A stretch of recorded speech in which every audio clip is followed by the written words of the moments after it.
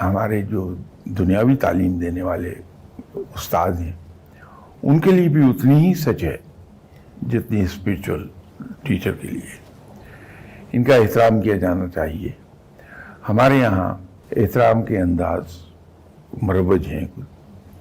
ایک تو جب بھی ہم اپنے ٹیچر کے سامنے جاتے ہیں تو سنجیدگی کے ساتھ بالکل سیدھے کھڑے ہوتے ہیں اور نگاہیں نیچی رکھتے ہیں. پھر ٹیچر کے سامنے اپنی آواز بلند نہیں ہم کرتے. لیکن ایک چیز میں اس میں عرض کر دوں کہ یہ جو ظاہری ریسپیکٹ ہے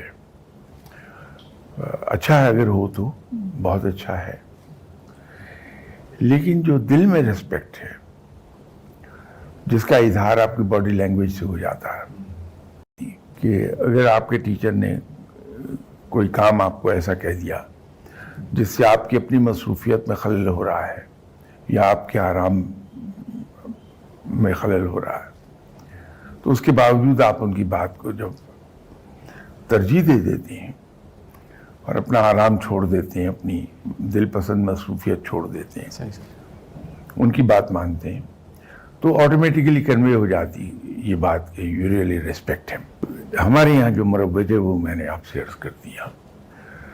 جب آپ روحانی استاد کے سامنے بیٹھے ہیں تو آپ زبان نہیں کھولتے، صرف کان کھلے رکھتے ہیں، کیونکہ جب آپ کسی روحانی استاد کے سامنے بیٹھے ہیں تو زبان بند رکھتے ہیں استاد کی موجودگی میں، کان کھلے رکھتے ہیں اور آنکھیں کھلی رکھتے ہیں.